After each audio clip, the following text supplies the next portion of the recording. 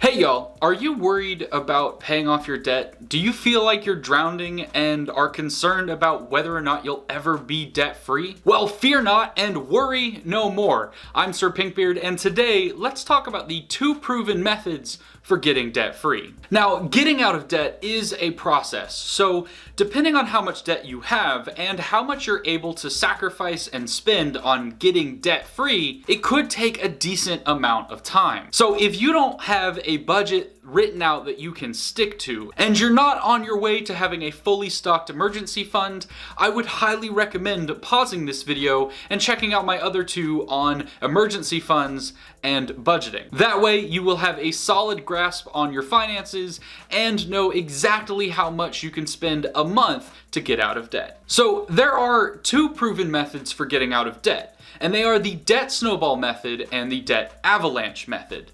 But before we can talk about either of those methods, you need to know a few key pieces of information. So here's what you'll need to know. You'll need to know how much debt you have in total and how that's broken down between all of your loans and credit card. You'll need to know the minimum payments that each loan requires you pay per month. You'll need to know the annual percentage yield, or APY, which is basically the amount of interest you will pay on that debt every year. And then you need to know how much extra you have a month to spend on getting debt free. So, assuming that you have a solid budget and a strong desire to be debt free, let's talk about the debt snowball method. Now, this method gets its name from the cartoon illustration of a snowball rolling down a hill, gathering snow, and then inevitably crashing into something at the bottom.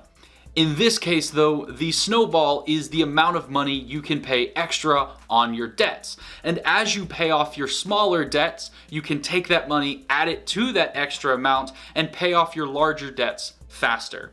Now, this method works really well for those of us who like little victories when we're trying to accomplish a giant task, which honestly is most of us. And this method does those little victories by allowing us to pay off our smallest debts first and then progressively move towards larger and larger debts. So we go from paying maybe 4 companies to very quickly only paying 3 companies, and then eventually paying 2, and then eventually paying 1. And the rate at which we go from paying 4 to 3 is fast enough that we get an extra boost and we stay motivated to our paying off debt plan. So, to get started, simply list out your debts in the order of amount owed. Put your smallest debts at the top and your largest debts down here at the bottom. And then all of the others in between from smallest to largest. Then, go ahead and add the annual percentage yield to each of those debts. And because we've created a budget, we should also know what the minimum payments for those debts are, as well as how much extra money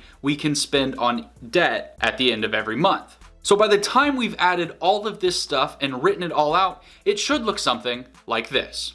So, let's say that after we've paid off our minimum payments, added to our emergency fund, and saved for future expenses, we have $50 left for the month. Well, this month, let's take that $50 and add it to the payment of our lowest debt, in this case, the Discover bill. So instead of owing $65.76 next month, when we add that $50 there, we will only owe $15.18 next month. And then when next month comes around, instead of having to pay $35 to Discover, we simply pay off the $15.18 that we still owe and take the remaining $19.82 from what we should have had to pay to Discover and add that to our $50 that we have extra in our budget. So then we're actually paying $69.82 additional to our Chase loan. Then in month 3, since Discover is completely paid off, we can take the $35 plus the $50 and add that entirely to our Chase bill, which gets us $85 and $85 every month. And by month 4, we've paid off our Chase loan and we've started paying additional to the car loan. Now, if we continue this process and we don't add any extra debt, we should be finished with our car loan by month 13, which leaves us left with just our student loan debt, which unfortunately will take us about another 6 years at this current rate to pay off, but hey, we have a plan. So, in this scenario, we started off owing $66,600, and in roughly 7 years, and costing about $83,500, we are completely debt-free. Overall, that's not bad, and if we got a raise during that time, or if we were able to shift our bills around to pay more money towards our debt, we could get out of debt even faster. Now, the reason I prefer the debt snowball method to the debt avalanche method is that you can see yourself getting out of debt really quickly, and we go from paying 4 companies to 3 companies fast, which gives us that additional boost and motivation to stay on our get out of debt plan. But there is one downside to the debt snowball method. Now, you may have noticed through this example that even though we paid the most money a month towards our student loan debt, the balance wasn't really going anywhere.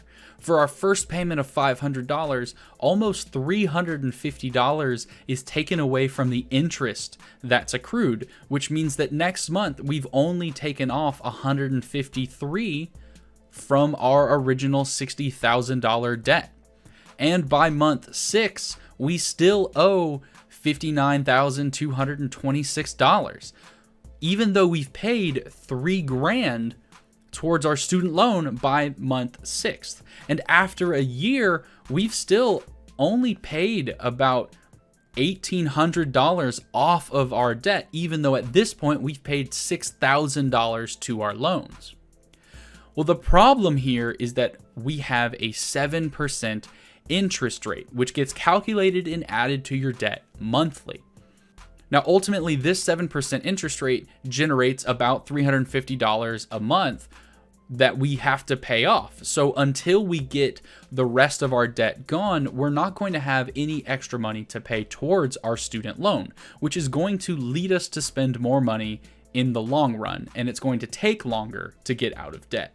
If you want to get out of debt as quickly as possible, spending as little money as possible to do it, and you can be disciplined about getting those little victories a little later than you would with the debt snowball method, you might want to consider the debt avalanche method.